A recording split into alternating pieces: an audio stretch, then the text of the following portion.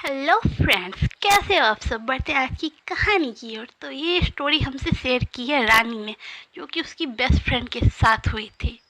Thank you Rani for sharing this story. Let's see. तो जब रानी college के first year में थी तो वो हॉस्टल वो अलग से रूम लेके रहा नहीं जाता है, वैसे एक रूम में रहती थी। उसकी एक रूममेट नई नई उसके साथ रहने आई जिसका नाम था दीपाली। देखते ही देखते बहुत जल्द ही वो दोनों बेस्ट फ्रेंड बन जाते हैं। तो वो जो रानी थी ना, उसका एक बेस्ट फ्रेंड था, वो हमेशा उसके साथ घूमने जाती थी। वो हमेशा पूछती थी, दीपाली तुम भी चलो ना हम लोग के साथ। दीपाली हमेशा मना करती थी, नहीं नहीं नहीं। तो इस बार जब रानी अपने दोस्त के साथ घूमने गई थी, दीपाली को उस दोनों को देख के बहुत अच्छा लग रहा था। वो सब हमेशा सोशल मीडिया पे पोस्ट करते थे, इंस्टाग्राम पे। तो जब इस बार रानी घूम कर आई तो दीपाली को बोली, तुम भी क्यों नहीं चलती हो, तो तुम्हारी नज़र में कोई ऐसा है जिसके साथ तुम जाना चाहो। तो दीपाली बोलती, हाँ मेरी क्लास में एक लड़का तो है जिसका नाम हर्ष है। तो मुझे समझ में मैं उससे कैसे बात करूँ। तो रानी बोलती, इसमें ऐसा कौन सी बड़ी बात है, तुम उसे इंस्टा पे मैसेज करो तो ऐसा ही होता है। कुछ दिन बाद दीपाली है ना हर्ष को इंस्टा पे रिक्वेस्ट भेजती। थोड़ा देर बाद वो एक दूसरे को फॉलो कर लेते। धीरे धीरे उन दोनों की बातें होनी शुरू हो जाती। धीरे धीरे कैजुअल बात होती, हाय हेलो कैसे हो, क्या कर रहे हो, ऐसे देखते देखते 2-3 महीना हो जाता है। मगर वो दोनों हर्ष और दीपाली क्लास में बात नहीं करते थे। वो दोनों एक दूसरे को देखते थे और पता नहीं क्या रीज़न था, वो दोनों बात नहीं करते थे। एक दिन है ना, दीपाली सोचती कि हम बात करेंगे हर्ष से। तो वो हर्ष के पास जाके बैठ जाती है, बट हर्ष उसे कुछ कहता नहीं। ये देख के तो उसे थोड़ा अजीब लगने लगता है, तो वो वहाँ से उठकर चली जाती है।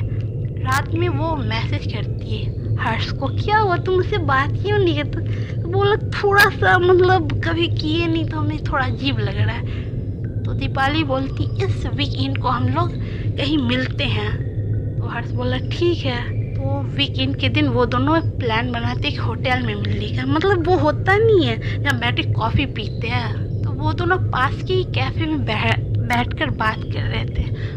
वो दीपाली उससे थोड़ा बात करी, हर्ष ज़्यादा कुछ बोल नहीं रहा था। देखते देखते 40 मिनट ऐसे ही गुजर जाते। उसके बाद वो दोनों धीरे धीरे बात करना शुरू कर देते।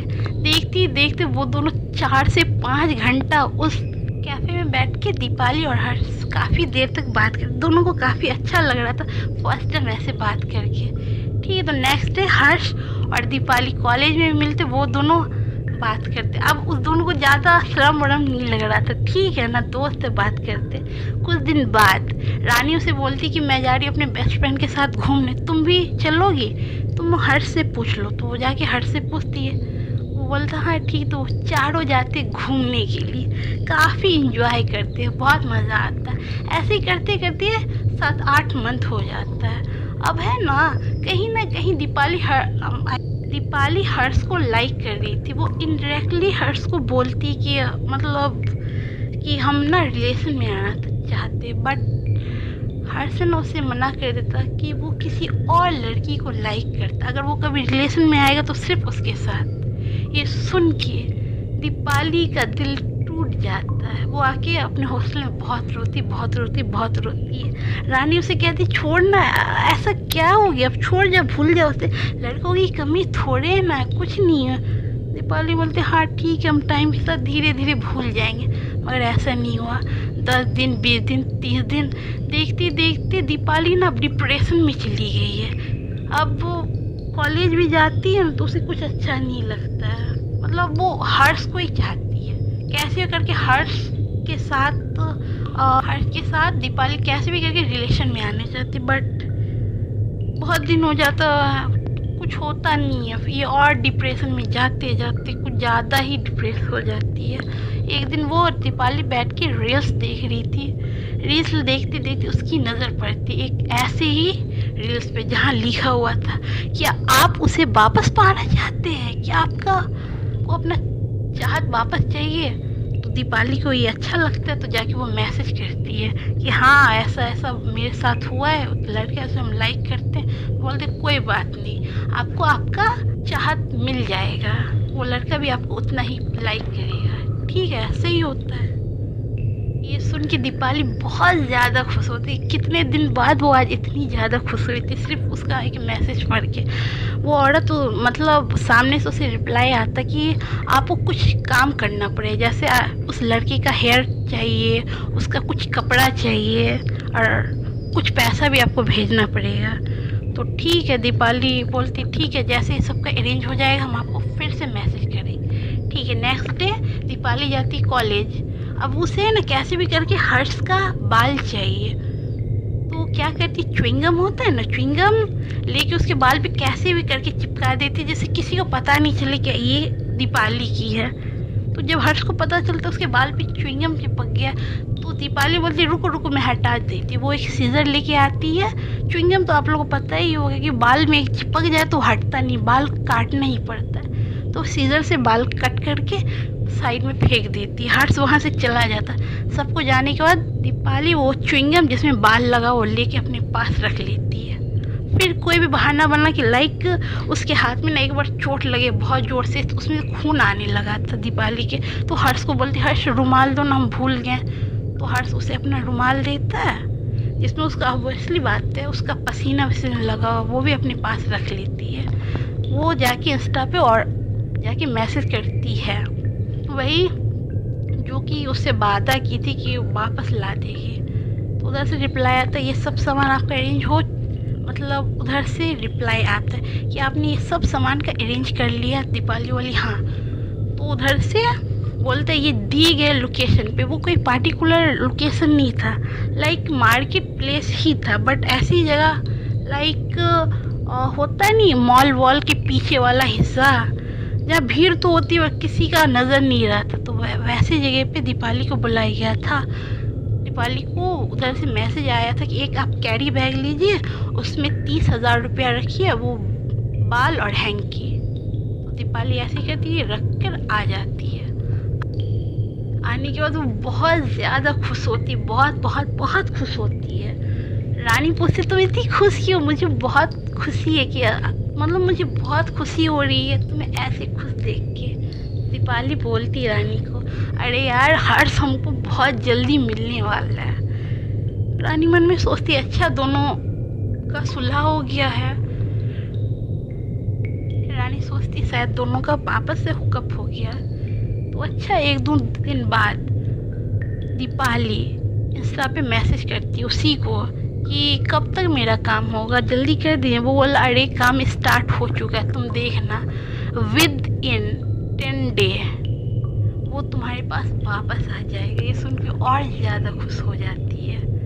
कंटिन्यू 7 दिन, 8वें दिन है ना दीपाली कॉलेज जाती है, बट उस दिन ना हर्ष कॉलेज नहीं आता है।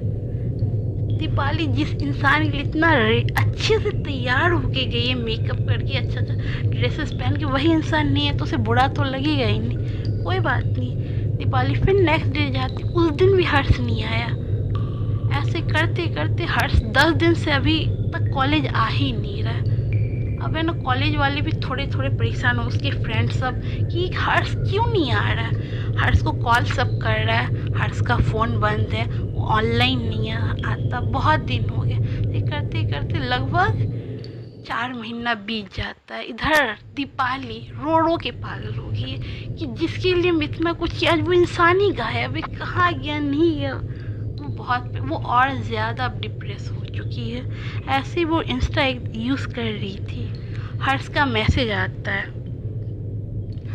कि मैं ठीक हूँ। ये देख के दीपाली बहुत ज़्यादा खुश हो जाती है। उससे और सवाल पूछती तुम कहाँ उतने दिन से, कहाँ मैसेज क्यों नहीं कर रहे थे, कितना ज़्यादा हम परेशान थे तुम सोच भी नहीं सकते।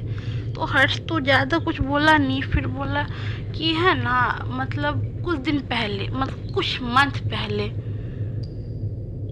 जब वो हर्ष बोलता जब हम फर्स्ट टाइम नहीं आए थे ना, फर्स्ट दिन जब हम नागा के थे नहीं आए थे, उस दिन ना मेरी तबीयत थोड़ी ख़राब थी इसलिए हमने आए। उसके नेक्स्ट डे धीरे धीरे करके मेरी तबीयत इतनी ज़्यादा ख़राब हो गई मुझे हर टाइम ऐसा लगता था कि कोई मेरे कान में कुछ बोल रहा है, कोई मंत्र, कुछ समझ में नहीं आता। मेरी फैमिली खुद बहुत परेशान थी, कितने सारे डॉक्टर से हम मिले पर कोई रिजल्ट नहीं। सब बोला ये तो ठीक है ठीक है ठीक है, पर ये अंदर अंदर बीमार और बीमार हो रहा था। इधर जिधर इसके पापा इन्वेस्ट किए थे डिफरेंट कंपनी में, प्रॉपर्टी में, उस हर जगह से उसे लॉस हो रहा था। ये सब उसके साथ और उसके फैमिली के साथ 2 मंथ के अंदर हुआ था। ये सब वो दीपाली को बता रहा था। उसके बाद सब कुछ वो बेच बाच के उसकी फैमिली गांव चली जाती है। गांव जाने के बाद भी हर्ष के सेहत में कुछ और बदलाव नहीं, वो एकदम पतला और पतला, एकदम पतला हो गया था। वो खाना वाना भी खाता था फिर भी वो और कमज़ोर होता जा रहा था टाइम के साथ। फिर वो गांव के जो सबसे बड़े पंडित थे ना, उससे हर्ष के पापा जाके मिले कि ऐसा ऐसा हो रहा है, पता नहीं क्या हो गया मेरे बच्चे को, मेरी फैमिली को। अचानक जो इंसान इतना अमीर था आज एकदम गरीब हो गया। तो वो जो पंडित थे वो हर्ष को आकर देखते हैं, सब कुछ पता वता करते तो बताते तुम्हारे फैमिली के ऊपर किसी ने बहुत गहरा, क्या कहें, तुम्हारे परिवार के ऊपर बहुत खतरनाक डेंजरस काला जादू किया गया। इस मतलब ना काला जादू ना कई डिफरेंट तरीके के होते। लाइक एक होता है कि आपके पास जितना भी दौलत है, सेहत है, वो सब उस आदमी के पास चला जाए जिसने आपके ऊपर काला जादू किया है। तो आपके ऊपर भी ना ऐसा ही काला जादू किया गया है कि जिससे आपके ऊपर जो काला, मतलब आपके पास जितना भी धन दौलत था ना, वो उस आदमी के पास ट्रांसफ़र हो गया जो आपके ऊपर काला जादू किया है। तो ये सारी बात हर्ष दीपाली को बताता। दीपाली ये सब सुन के एकदम शॉक्ड थी कि ये सब तो वो की है, पर उसे पता नहीं था कि वो उल्टा ही उसके ऊपर भारी पड़ जाएगा। लाइक हुआ क्या था, जब दीपाली उसे मैसेज की थी वो काला जादू करने वाले को, तो वो सब पहले पूछा था कि हर्ष कितना अमीर है, उसका क्या है, कितना बैंक बैलेंस है। तो ये सब दीपाली को नहीं पता, तो वो बता दी। अब उसे पता चल रहा कि वो लोग क्यों पूछ रहे थे हर्ष कितना अमीर है। ये सब अब ये सब सुन के उसे इतना बुरा लग रहा था, इतना बुरा कि क्या ही बोले। तो हमें दीपाली हमें रानी बताती है कि उसके 2 दिन बाद ही दीपाली अपना सारा सामान पैक वैक करके उसे रानी को बताती है कि जो भी कुछ हर्ष के साथ हो उसकी जिम्मेदार सिर्फ हम हैं। अब मेरे से बर्दाश्त नहीं होगा कि एक लड़का और उसके फैमिली की ज़िंदगी बर्बाद करके हम यहाँ रहें और आप पढ़ के कुछ बने। ये बोल के वो दीपाली हमेशा के लिए चली जाती है। उस दिन के बाद रानी कभी भी दीपाली को या हर्ष को कभी नहीं देखी। तो फ्रेंड्स, मैं आप लोग को बताने चाहूँगी कि लाइफ में कितनी बार हम लोग को रिजेक्शन मिलता है, तो उसको ज़्यादा सीरियस नहीं लो, move on.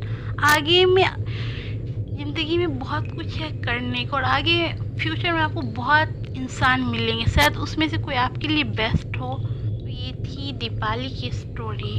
Thank you for watching.